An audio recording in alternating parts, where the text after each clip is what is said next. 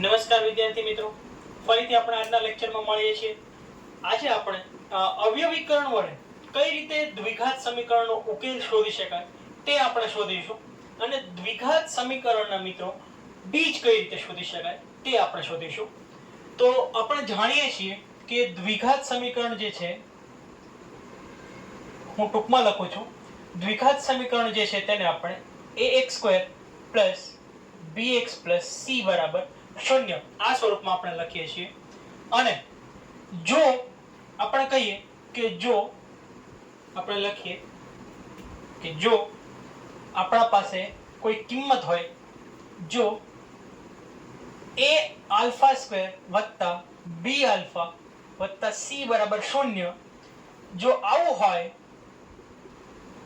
તો x ની આપણે જે કિંમત લીધેલી છે, આલ્ફા જે છે તે x ની આપણે કોઈ એક કિંમત ધારેલી છે તે છે. તો આપણે x ની જે કિંમત લીધેલી છે આલ્ફા, તો x બરાબર આલ્ફા એ આપેલ દ્વિઘાત સમીકરણનો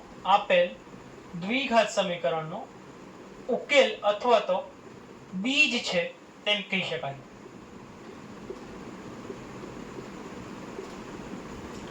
તો આ માત્ર તમે જુઓ મિત્રો, તો આ માત્ર એક વ્યાખ્યા છે, પરંતુ જ્યારે આપણે ખરેખર ગણવાનું થાય, ખરેખર આપણે ઉદાહરણો કે કોઈ પણ દાખલો ગણવો હોય તો કેવી રીતે કોઈ દ્વિઘાત સમીકરણના બીજ શોધવા, તેની માટે આપણે જુદી જુદી રીતો જોવાની છે. તો સૌપ્રથમ રીત આપણે જે જોઈએ છે તે છે અવયવીકરણની રીત. કઈ રીતે આપણે અવયવીકરણનો ઉપયોગ કરીને દ્વિઘાત સમીકરણના બીજ શોધી શકીએ. તો સૌપ્રથમ આપણને એક સમીકરણ આપેલું છે. સમીકરણ આ રીતે છે: 2x² - 5x + 3 = 0 ના બીજ અવયવ પાડીને શોધો. તો આ રીતે આપણે કોઈ દ્વિઘાત સમીકરણના બીજ શોધવાના છે. તો આપણે ઉકેલ મેળવવાની કોશિશ કરીએ મિત્રો આનો. હવે યાદ રાખજો, આપણને આ રીતે સમીકરણ મિત્રો આપેલું છે: 2x² - 5x + 3 = 0. આ રીતે આપણું સમીકરણ છે, 2x² - 5x + 3 = 0. તો કોઈ પણ સમીકરણના અવયવો કેવી રીતે પાડવા, આ જાણવું બહુ અગત્યનું છે. તો સૌપ્રથમ જે પદ આપણને આપેલું છે અને છેલ્લું પદ જે આપેલું છે તેના આંકડાઓનો, માત્ર ને માત્ર આંકડાઓનો આપણે ગુણાકાર કરવાનો છે. તો પ્રથમ, અથવા તો હું એવું પણ કહી શકું કે પ્રથમ પદ જે છે એની માટે આપણને જે સહગુણક આપેલો છે અને અચળ પદ જે છે તે બંનેનો આપણે ગુણાકાર કરવાનો છે. તો તમે જુઓ કે પ્રથમ પદનો આપણને આંકડો આપેલો છે 2 અને છેલ્લા પદનો આપણને આંકડો આપેલો છે 3. તો 2 અને 3 નો ગુણાકાર 6 થાય. તો આપણે બંનેનો ગુણાકાર કરવાનો છે. હવે શા માટે આવું કરવાનું છે? આવું એટલા માટે કરવું છે મિત્રો, કેમ કે તેનાથી આપણને અવયવ પાડવા વધારે સહેલા પડશે. તો હવે કઈ રીતે અવયવ પાડવાના છે? આપણે 2 અને 3 ના ગુણાકાર કર્યો તો જવાબ આવ્યો 6. તો અવયવો આપણે એ રીતે પાડીએ કે એવા બે અંકો લઈએ કે જેનો ગુણાકાર મને 6 આપે અને જેનો સરવાળો કે બાદબાકી મને 5 આપે. તો એવા કયા બે અંકો હોઈ શકે? તમે જો વિચારો તો 2 અને 3 એવા અંકો મળે, જેનો આપણે ગુણાકાર કરીએ તો 2 તેરીને 6, અને જો આપણે એનો સરવાળો કરીએ 2 ને 3 5, તો આપણને સરવાળાથી 5 મળે છે. તો આ રીતે આપણે આ બે અંકો ધારી શકીએ. તો 2x અને 3x જે મધ્ય પદ છે, વચ્ચેનું જે પદ છે, એના આપણે અવયવ પાડશું, એને આપણે છૂટા પાડીશું આ રીતે. તો 2x અને 3x આપણે લખી દીધું, પણ આપણે જવાબ લાવવાનો છે માઈનસમાં. તો જો હું બંને પદને માઈનસ લખું તો આપણે આની પહેલા જ ભણી ગયા છે કે જો બંને પદ ઋણ હોય, એટલે કે બંનેની જો નિશાની સમાન હોય તો સરવાળો કરીએ તો 3 ને 5 મળી જાય, અને મોટા અંકની નિશાની આપણે મૂકીએ તો માઈનસ મળી જાય. તેથી -2x - 3x માઈનસ મને 5x મળે, +3 બરાબર 0. આ રીતે આપણે લખી શકીએ. તો હવે તમે જુઓ તો અહીં પણ 2x છે ને અહીં પણ 2x છે, તો આપણે 2x ને સામાન્ય લઈ લઈએ તો આ કૌંસની અંદર માત્ર x બચશે અને અહીં -1 બચશે. અહીં તમે જુઓ કે બીજું કશું બચતું નથી. હવે 2x ને જ આપણે જ્યારે બહાર કાઢી લીધો છે તો કૌંસ, તો પછી કૌંસની અંદર આપણે ગુણાકારમાં શું લખી શકાય? તો તમે જુઓ કે બીજું કશું ના લખી શકાય તો પણ ગુણાકારમાં 1 તો લખી જ શકાય.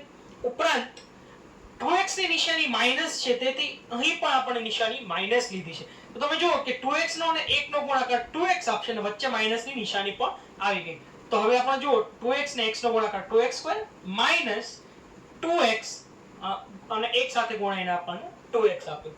તો આ રીતે આ બંને પદનો આપણે સાદુરૂપ આપ્યું. હવે આપણે આનું સાદુરૂપ આપીએ.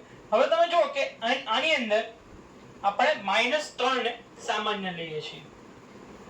કૌંસની અંદર હું x લઉં છું, કેમ કે જો -3 ને હું બહાર કાઢી લઉં તો માત્ર અહીં x બચશે અને ફરીથી -1 લખું છું. હવે આ મિત્રો ખાસ જોજો, -3 અને -1 નો ગુણાકાર થઈને +3 આપણને આપશે. 3 × 3 ને માઈનસ માઈનસ પ્લસ થઈ ગયા, માઈનસ માઈનસ નો ગુણાકાર પ્લસ થઈ ગયો. તો આ રીતે આપણે એના અવયવ પાડી શકીએ. હવે જુઓ, હંમેશા આ બંને કૌંસ સમાન થવા ખૂબ જરૂરી છે. જો આ બંને કૌંસ સમાન ન થાય તો તમે અવયવ પાડવામાં કંઈક ભૂલ કરેલી છે. કેમ કે જો આ બંને કૌંસ સમાન નહીં થાય તો આગળ પણ આપણે દાખલો ગણી શકીશું નહીં. આ બંને કૌંસ તમે જુઓ કે બંને કૌંસમાં x - 1 સમાન છે, તેથી જો આપણે x - 1 આખા કૌંસને જો સામાન્ય લઈ લઈએ તો અહીં બચશે 2x માઈનસ અહીં બચશે 3, તો બરાબર મને 0 મળશે. તો આ રીતે મને x - 1 અને 2x - 3 બરાબર 0 આ રીતે મને મળે છે.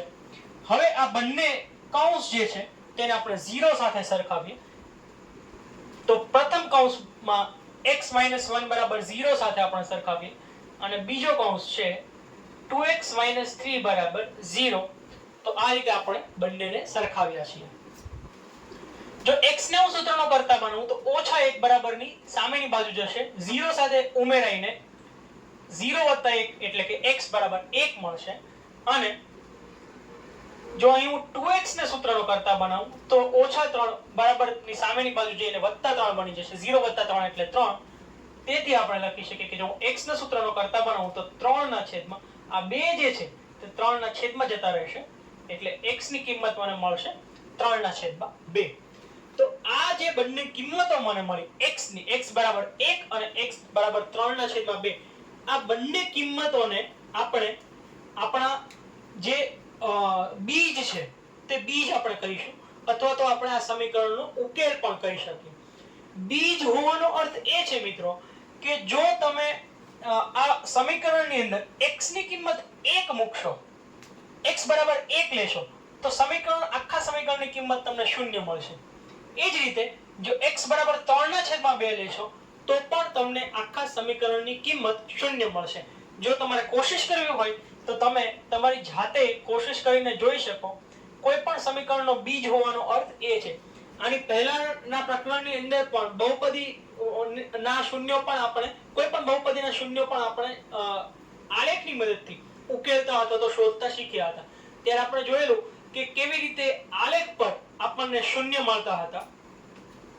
તો હવે આપણે આના પછીનો દાખલો જે છે તે ગણીએ. દ્વિઘાત સમીકરણ 6x² - x - 2 ના બીજ શોધો. તો આ સમીકરણના બીજ પણ જેમ આપણે આ દાખલો ગણ્યો છે, ઉદાહરણ ક્રમાંક 3 આપણે ગણ્યો છે, તે જ પ્રમાણે આપણે ઉદાહરણ 4 પણ ગણીને જોઈશું મિત્રો. હવે તમે જો આપણને આ રીતે સમીકરણ આપેલું છે 6x² - x - 2 બરાબર 0. તો હવે તમે જો અહીં અહીં બરાબર 0 પણ આવવું જોઈએ. તો હવે તમે મિત્રો જો 6 અને 2 બંનેનો જો આપણે ગુણાકાર કરીએ તો આપણને 12 મળશે. તો આપણે એવા બે અવયવ જોઈએ છે x ના કે જેનો ગુણાકાર મને 12 મળે અને જેનો જો સરવાળો કે બાદબાકી કરીએ તો 1 જવાબ મળે. કેમ કે તમે જુઓ કે x ની સાથે કોઈ સહગુણક નથી તો આપણે 1 છે એવું માની શકીએ. તો જો તમે બરાબર વિચારો તો 3x અને 4x બંને એવા અવયવ મળે. 3 અને 4 બંનેનો ગુણાકાર કરીએ તો 12 મળે. અને બંનેનો જો બાદબાકી કરીએ, સરવાળો બાદબાકી કરીએ તો 1 મળે. પણ હવે તમે જુઓ કે મારે જવાબમાં -x લાવવું છે, તેથી હું 3x - 4x એવું લખું છું. 3x માંથી 4x જાય તો -x બચશે. -2 બરાબર 0. હવે આપણે સામાન્ય લઈએ, આ બંનેમાંથી હું 3x ને સામાન્ય લઉં તો અહીં બચશે 2x. 3 દુને 6, x અને x ગુણાઈને x² આપશે એટલે 6x² મળી જશે. વત્તા 1, કેમ કે અહીં ફરીથી મારે 3x લાવવું છે, તો વત્તા 1 જો હું લખી દઉં તો 3x ગુણ્યા 1 એટલે 3x મળશે અને પ્લસ છે વચ્ચે નિશાની. અહીં એ જ રીતે હું -2 ને સામાન્ય લઈ લઉં છું. જો 2 ને સામાન્ય લઉં તો અહીં 2x બચશે. 2 દુને 4 અને x અને માઈનસ ની નિશાની અહીં આવી જશે. વત્તા 1, -2 અને +1 ગુણાઈને -2 આપશે. તો આ રીતે મને આ આખો આ બંને અવયવ મળશે. હું 2x + 1 આખા કૌંસને જો મિત્રો સામાન્ય લઉં તો 2x + 1 અને બીજા કૌંસમાં 3x - 2 બરાબર 0 આવું બચશે. બંને જે કૌંસ છે તેને આપણે 0 સાથે સરખાવીએ અને x ને સૂત્રનો કરતા બનાવીએ. સૌપ્રથમ તો 2x બરાબર +1 ને બરાબરની સામેની બાજુ લઈ જાઓ તો -1 થશે. એ જ રીતે 3x ને સૂત્રનો કરતા બનાવું, -2 ને બરાબરની સામેની બાજુ લઈ જાઓ તો +2 મળશે. આપણે આગળ ગણીએ. હવે 2x બરાબર -1 માં જો હું x ને સૂત્રનો કરતા બનાવું તો 2 જે છે તે -1 ના છેદમાં જશે, તેથી x બરાબર -1 ના છેદમાં 2 મળશે. અને એ જ રીતે જો 3x બરાબર 2 માં પણ હું x ને સૂત્રનો કરતા બનાવું તો 3 જે છે તે 2 ના છેદમાં જશે, તેથી x બરાબર 2 ના છેદમાં 3. આ રીતે આપણને આખો જવાબ મળશે. તેથી આ બંને આપણને જે કિંમત મળે છે x બરાબર -1 ના છેદમાં 2 અને x બરાબર 2 ના છેદમાં 3, આ બંને જે કિંમતો મળે છે મિત્રો તે આપેલા દ્વિઘાત સમીકરણ માટે તેના બીજ છે તેવું આપણે કહી શકાય. ફરીથી જો તમે ઈચ્છો, તમે ચાહો તો આ બંને કિંમતો જે છે તેને આ સમીકરણની અંદર મૂકી શકો અને તમને જે જવાબ છે મિત્રો તે 0 મળશે. હવે આપણે ઉદાહરણ ક્રમાંક 5 ગણીએ. ઉદાહરણ 5 આપણને આ રીતે આપેલું છે. દ્વિઘાત સમીકરણ 3x² -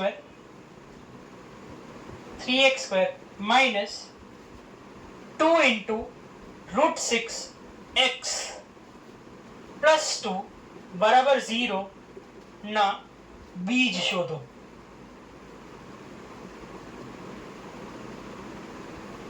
આપણે આ દાખલો ઉકેલવાની કોશિશ કરી.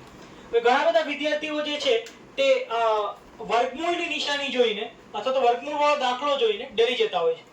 પરંતુ મિત્રો વર્ગમૂળ વાળા દાખલા ગણવા પણ એટલા જ સહેલા છે જેટલા આપણે બાકીના દાખલાઓ ગણીએ. તો હવે તમે જુઓ, આપણા પાસે આવો દાખલો છે 3x² - 2 × √6x + 2 બરાબર 0. તો બાકીના દાખલાની જેમ જ આપણે પ્રથમ અંક અને છેલ્લા અંકનો ગુણાકાર કરીશું. જો બંનેનો ગુણાકાર કરીએ તો જવાબ મને મળે છે 6. તો મારે વચ્ચે એવા બે પદ જોઈએ છે મિત્રો કે જેનો જો આપણે સરવાળો કરીએ તો -2√6 મળે અને જો આપણે એનો ગુણાકાર કરીએ તો 6 મળે. તો હવે તમે વિચારો કે જો હું √6 અને √6 આવું લઈ લઉં તો તમે જુઓ કે વર્ગમૂળમાં 6 અને વર્ગમૂળમાં 6 બંનેનો જો ગુણાકાર કરીએ, બંને વાર વર્ગમૂળમાં 6 નો જો ગુણાકાર કરીએ તો આપણને 6 મળશે. તો તે આપણને ગુણાકાર મળી જાય છે. અને જો બંનેને હું માઈનસ કરીને બતાવી દઉં, માઈનસ થી દર્શાવું તો બંને બંને જો માઈનસ હોય તો સમાન નિશાની સરવાળો કરીશું તો બંનેનો સરવાળો √6 અને √6 એટલે 2√6. એક વાર √6, બે વાર √6 એટલે 2√6 એટલે -2√6 મળશે અને વત્તા આપણે 2 લખીને બરાબર 0 લખીશું. તો આ રીતે આપણે કોઈ પણ વર્ગમૂળ વાળા દાખલાને પણ ઉકેલી શકીએ. હવે તમે જુઓ મિત્રો, આની અંદરથી આપણે પ્રથમમાંથી આપણે √3x ને કોમન કાઢું છું. જો વર્ગમૂળમાં 3 અને x ને કોમન કાઢું તો અહીં મારે 3 જવાબ લાવવો છે. તો વર્ગમૂળમાં 3 ને જો સામાન્ય કાઢ્યો હોય તો વર્ગમૂળમાં 3 ને જો હું ફરીથી વર્ગમૂળમાં 3 સાથે ગુણું તો વર્ગમૂળમાં 3 અને વર્ગમૂળમાં 3 એટલે 3 મળશે. એકવાર x આપણે લખેલો છે તો હજી એકવાર x આપણે અહીં લખવું પડશે તો 3x² થઈ જશે -√6 છે. તો હવે વર્ગમૂળમાં 3 ને કોની સાથે આપણે ગુણીએ તો વર્ગમૂળમાં 3 ને જો આપણે વર્ગમૂળમાં 2 ની સાથે ગુણીએ તો √3 અને √2 મને √6 આપશે. 3 × 2 = 6 અને x તો અહીં ઓલરેડી આપણે સામાન્ય કાઢેલો જ છે. તેથી આ રીતે મને આ દાખલો મળશે. ઓછા હવે આપણે અહીં વર્ગમૂળમાં 2 ને સામાન્ય કાઢીએ તો અહીં ફરીથી આપણને √3x -√2 આવું મળશે. તમે જો કે વર્ગમૂળમાં 2 અને વર્ગમૂળમાં 3 2 તેરીને 6 મળશે. વર્ગમૂળમાં x જે છે તે ગુણાકારમાં અહીં મળી જશે. વર્ગમૂળમાં 2 અને વર્ગમૂળમાં 2 2 દુને 4 4 નું વર્ગમૂળ એટલે ફરીથી 2 થઈ જશે અને બંને નિશાનીઓ માઈનસ માઈનસ છે એટલે પ્લસ થઈ જશે. તો આપણે જે પદ આપણને જે જરૂરી હતા તે તમામ પદ આપણે આ રીતે મેળવી શક્યા છીએ. હવે આપણે આ દાખલાને આગળ ગણીએ. તો હવે તમે જુઓ કે વર્ગમૂળમાં 3x - 2 વર્ગમૂળમાં 3x - 2 ને સામાન્ય કાઢી લઉં જો હું તો બીજા વર્ગમૂળમાં પણ વર્ગમૂળમાં 3x - 2 બરાબર 0 મળશે.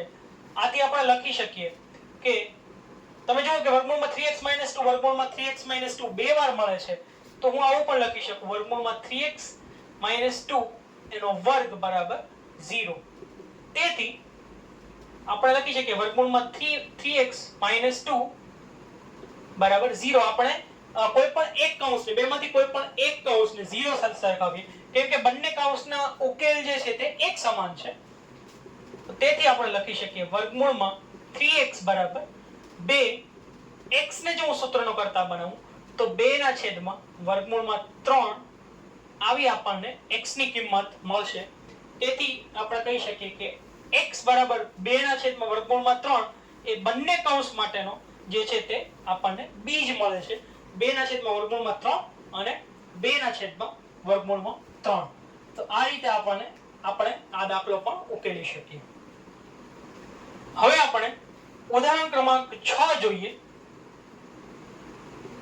તો ઉદાહરણ 6 આપણને આવું આપેલું છે. વિભાગ 4.1 માં ચર્ચા કરેલ પ્રાર્થના ખંડની બાજુઓના માપ શોધો. વિભાગ 4.1 માં ચર્ચા કરેલ પ્રાર્થના ખંડની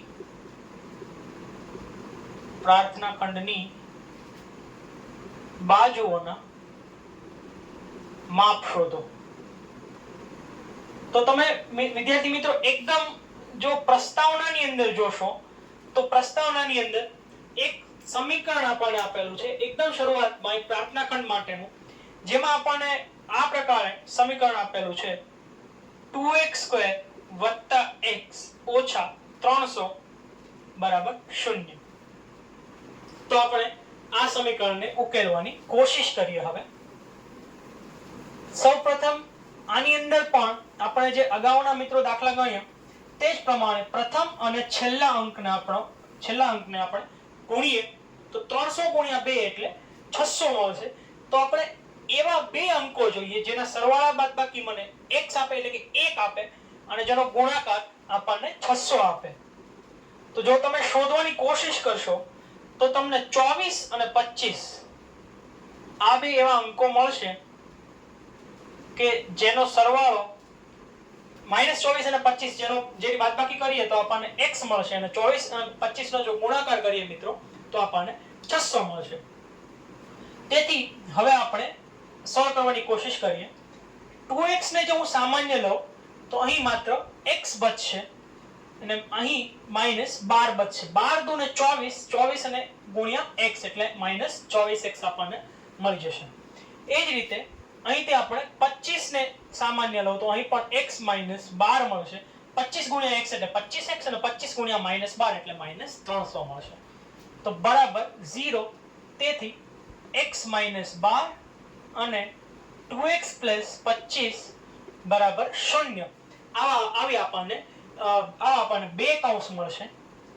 તેથી x - 12 બરાબર 0 આપણે બંનેને 0 સાથે સરખાવીએ અને 2x + 25 બરાબર 0.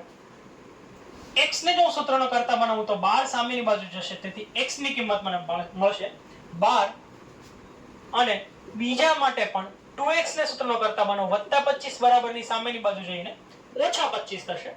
ફરીથી x ને સૂત્રનો કરતા બનાવું તો -25/2 આવી આપણને x ની કિંમત મળશે. પણ કેમ કે આ પ્રાર્થના ખંડ છે તો એની બાજુઓ જે છે તે ક્યારેય તેનું માપ ક્યારેય ઋણમાં ન હોઈ શકે. તેથી આપણે કહી શકીએ કે તેથી x બરાબર 12 મીટર જે છે, આપણને જે પહોળાઈ હતી તે 12 મીટરમાં આપેલી છે, મીટરમાં આપેલી છે. તો x બરાબર 12 મીટર જે છે તે આપણને પહોળાઈ મળશે. અને આપણને કહ્યું છે કે એની લંબાઈ જે છે, તમે જો બરાબર વાંચશો તો દાખલાની અંદર આપણને આપેલું છે મિત્રો કે તેની લંબાઈ જે છે તે તેની પહોળાઈના બમણા કરતા 1 મીટર વધારે છે. એટલે પહોળાઈનું બમણું આપણે કરીએ તો 12 દુ 24 વત્તા 1 એટલે કે એની લંબાઈ જે છે તે આપણને 25 મીટર મળશે. તો આ રીતે આપણે આ પ્રાર્થના ખંડની બાજુઓના માપ શોધી શકીએ. પ્રાર્થના ખંડની બાજુઓના માપ 12 મીટર અને 25 મીટર આ રીતે આપણને મળશે. તો આ રીતે આપણે આ ઉદાહરણોના જવાબો લાવી શકીએ મિત્રો. આ રીતે આપણે કોઈ પણ દ્વિઘાત સમીકરણના બીજ શોધી શકીએ. હંમેશા યાદ રાખવાનું મિત્રો કે જ્યારે પણ આપણે દ્વિઘાત સમીકરણના બીજ શોધવા હોય ત્યારે તેના પ્રથમ અંક અને તેના છેલ્લા અંકનો આપણે ગુણાકાર કરવાનો છે. જે જવાબ આવે, જેમ કે આપણે અહીં કર્યું, જે જવાબ આવે 2 અને 300 નો ગુણાકાર કરીએ તો 600 જવાબ આવે છે. તો વચ્ચેના બે અંકોને આપણે એવા લાવવાના છે કે જેમાં સરવાળા બાદબાકી કરતા વચ્ચેનો અંક મળે અને એનો ગુણાકાર જો આપણે કરીએ તો આ બંને અંકોનો જે ગુણાકાર મળેલો હતો એટલો જ ગુણાકાર આપણને બંનેનો મળવો જોઈએ. જો એવું થશે તો તમારા દાખલાની અંદર ક્યારેય પણ અવયવ પાડવામાં ભૂલ આવશે નહીં. તો આ રીતે તમે આ દાખલાઓ ઉકેલી શકો. હવે પછીનો જે લેક્ચર હશે મિત્રો તેની અંદર આપણે સ્વાધ્યાય 4.2 ના દાખલાઓ ગણવાની કોશિશ કરીશું. આજના લેક્ચર માટે આટલું જ. Thank you.